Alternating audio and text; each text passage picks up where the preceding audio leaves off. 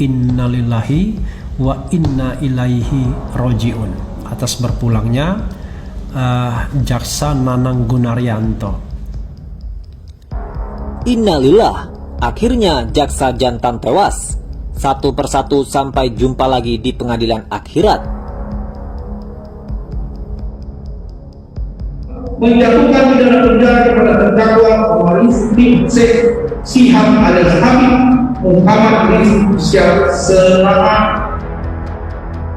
6 tahun penjara. Jaksa penuntut umum yang menuntut Habib Rizik 6 tahun dalam kasus Rumah Sakit Umi Bogor meninggal dunia. Jadi menyusul Hakim Suryaman. Ciri-ciri khas orang yang mati su'ul khatimah yaitu mereka yang benci kepada para ulama, benci kepada para kiai, benci kepada para habaib, benci kepada para masyayikh. Mereka adalah orang-orang yang mati dalam keadaan su'ul khatimah, menikmati setiap dosa-dosa itu. Ya Allah ya Karim, ingatkan kita bahwasanya orang yang selalu kemudian melakukan dosa dan kemaksiatan, maka sesungguhnya orang-orang semacam itu berpotensi besar untuk mendapatkan su'ul khatimah. Antum tahu, orang yang terus melakukan dosa, melakukan kemaksiatan terus menerus dalam kehidupan mereka, maka kalau kemudian dia tidak merespon dengan mendatangi pintu tobat dia kepada Allah, hati-hati ya akhi. Allah biarkan mata manusia melihat dosa yang dia lakukan ketika dia melakukan itu. Itu kalau orang kemudian tidak bertobat, itu masih mendingan. Kalau lebih parah lagi, kata Ibnu Umar, kalau kemudian dia tidak bertobat, maka kemudian apa? Allah akan cabut tirai itu dan Allah akan matikan ia dalam kondisi su'ul khatimah dengan dosa yang sudah dia rutinkan selama perjalanan hidup. Kita bicara keadilan dalam perspektif jaksa. Nah, tetapi kita lihat memang dalam sidang itu jaksa penuntut umum tidak menempatkan dirinya sebagai pihak pencari keadilan, tetapi sebagai pihak yang ingin menjatuhkan hukuman seberat-beratnya kepada Habib Rizik. Terlihat misalnya ketika dia mengenyampingkan keahlian dari para ahli termasuk saya misalnya. Kan menurut saya aneh, kenapa dia harus kesampingkan? Ini bukan perkara menang dan kalah, tapi perkara mencari keadilan. Tidak haram hukumnya jaksa penuntut umum menuntut bebas terdakwa ketika tidak ditemukan alasan untuk mendakwanya misalnya, atau alasan untuk menuntutnya dengan hukuman penjara. Tapi yang terjadi adalah kok seolah-olah menempatkan diri sebagai musuh, bukan sebagai penegak hukum yang mencari keadilan. Mindset seperti ini yang menurut saya harusnya diubah.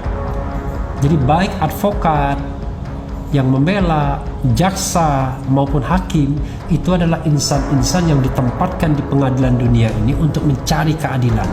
Sekali lagi, mencari keadilan, bukan memerankan dirinya masing-masing seolah-olah kalau advokat ingin membebaskan kliennya terdakwa, jaksa selalu ingin menghukum, dan hakim akan melihat kira-kira mau membenarkan siapa, apakah pihak terdakwa dan advokatnya atau kuasa hukumnya atau pihak JPU. Tidak begitu, semuanya berproses mencari keadilan, karena keadilan itulah yang harus dipertanggungjawabkan ketika kita menghadap Sang Pencipta.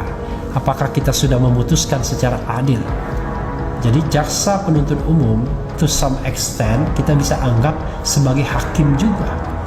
Jadi kalau misalnya ada 3 kriteria hakim, karena kalau dulu kan nggak dikenal namanya penuntut itu, yang dikenal adalah cuma orang datang ke hakim.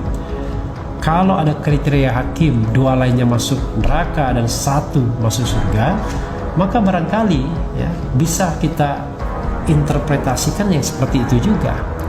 Jadi ada jaksa yang cerdas dan menuntut secara benar, ada jaksa yang cerdas menuntut secara tidak benar atau tidak adil, ada jaksa yang bodoh dan menuntut pastinya nggak jelas juga karena dia tidak pandai atau tidak menguasai persoalan. Cintanya dia kepada dunia, yang menjual akhiratnya demi dunia, yang menggadaikan imannya demi dunia.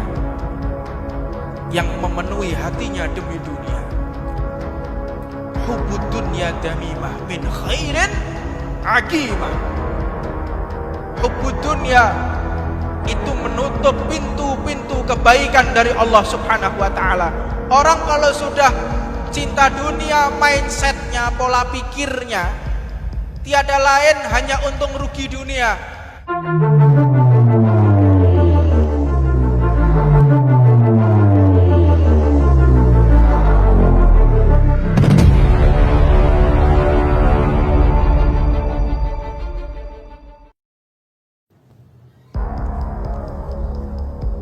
Jaksa penuntut Habib Rizik Nanang Gunaryanto meninggal dunia hari ini. Kabar duka datang dari Kejaksaan Republik Indonesia. Kasubdit penuntut TPUL Pidana Umum Kejaksaan Agung Nanang Gunaryanto meninggal hari ini Jumat 16 Juli 2021. Diketahui bahwa Nanang Gunaryanto adalah satu jaksa penuntut umum yang menuntut Habib Rizik Syihab dan menantunya Habib Hanif Alatos dalam kasus penyebaran berita bohong atau hoax tes web RS Umi Bogor. Kabar meninggalnya Nanang Gunaryanto seperti disampaikan oleh akun Instagram resmi milik Kejaksaan RI. Jaksa Agung RI beserta jajaran menghaturkan turut berduka cita atas meninggalnya Adiaksa Hebat Nanang Gunaryanto SHMH, Kasubdit Penuntutan TPUL Pidum Kejagung, tulis Instagram @Kejaksaan RI. Nanang dilaporkan meninggal dunia di Rumah Sakit Bethesda Yogyakarta pada pukul 06.00 waktu Indonesia Barat pada Jumat pagi hari tadi. Dalam unggahan yang sama, Kejaksaan Agung RI turut mendoakan agar mendiang diberikan tempat yang terbaik di sisi Allah Subhanahu wa taala. Sebagai informasi, HRS divonis 4 tahun penjara oleh Majelis Hakim PN Jakarta Timur dalam kasus penyebaran berita bohong hasil tes swab di RS Umi Bogor. Pada perkara tersebut, jaksa penuntut umum terdiri dari Nanang Gunaryanto, Muhammad Syarifuddin, Dedi Sunanda, Teddy Widodo, Hangrengga Berlian, dan MH Hafiz Kurniawan.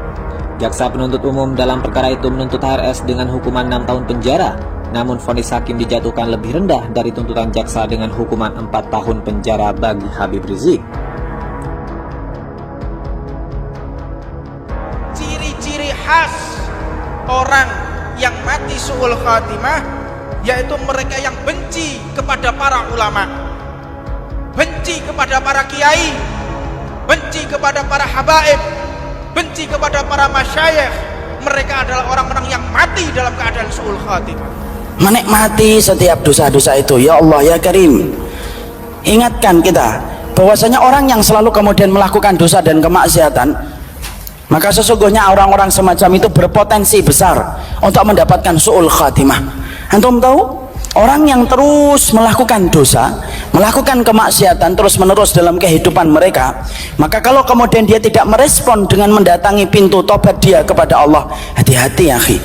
Allah biarkan mata manusia melihat dosa yang dia lakukan ketika dia melakukan itu. Itu kalau orang kemudian tidak bertobat, itu masih mendingan. Kalau lebih parah lagi, kata Ibnu Umar, kalau kemudian dia tidak bertobat, maka kemudian apa? Allah akan cabut tirai itu dan Allah akan matikan ia dalam kondisi su'ul khatimah dengan dosa yang sudah dia rutinkan selama perjalanan hidup. Kita bicara keadilan dalam perspektif jaksa. Nah, tetapi kita lihat memang dalam sidang itu jaksa penuntut umum tidak menempatkan dirinya sebagai pihak pencari keadilan, tetapi sebagai pihak yang ingin menjatuhkan hukuman seberat-beratnya kepada Habib Rizik. Terlihat misalnya ketika dia mengenyampingkan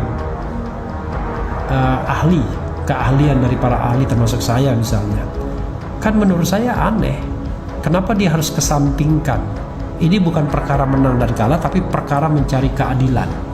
Tidak haram hukumnya jaksa penuntut umum menuntut bebas terdakwa ketika tidak ditemukan alasan untuk mendakwanya misalnya, atau alasan untuk menuntutnya dengan hukuman penjara.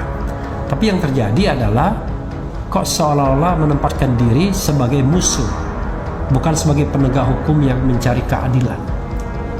Mindset seperti ini yang menurut saya harusnya diubah. Jadi baik advokat yang membela, jaksa maupun hakim, itu adalah insan-insan yang ditempatkan di pengadilan dunia ini untuk mencari keadilan. Sekali lagi, mencari keadilan. bukan memerankan dirinya masing-masing, seolah-olah kalau advokat ingin membebaskan kliennya terdakwa, jaksa selalu ingin menghukum, dan hakim akan melihat kira-kira mau membenarkan siapa, apakah pihak terdakwa dan advokatnya atau kuasa hukumnya atau pihak JPO. Tidak begitu, semuanya berproses mencari keadilan, karena keadilan itulah yang harus dipertanggungjawabkan ketika kita menghadap Sang Pencipta. Apakah kita sudah memutuskan secara adil? Jadi jaksa penuntut umum to some extent kita bisa anggap sebagai hakim juga. Jadi kalau misalnya ada 3 kriteria hakim, karena kalau dulu kan nggak dikenal namanya penuntut itu, yang dikenal adalah cuma orang datang ke hakim. Kalau ada kriteria hakim, 2 lainnya masuk neraka dan 1 masuk surga, maka barangkali ya bisa kita interpretasikan yang seperti itu juga. Jadi ada jaksa yang cerdas dan menuntut secara benar, ada jaksa yang cerdas menuntut secara tidak benar atau tidak adil, ada jaksa yang bodoh dan menuntut pastinya nggak jelas juga karena dia tidak pandai atau tidak menguasai persoalan. Cintanya dia kepada dunia, yang menjual akhiratnya demi dunia, yang menggadaikan imannya demi dunia, yang memenuhi hatinya demi dunia. Hubbud dunya damimah min khairin aqimah. Hubbud dunya itu menutup pintu-pintu kebaikan dari Allah Subhanahu wa ta'ala. Orang kalau sudah cinta dunia, mindsetnya, pola pikirnya tiada lain hanya untung rugi dunia.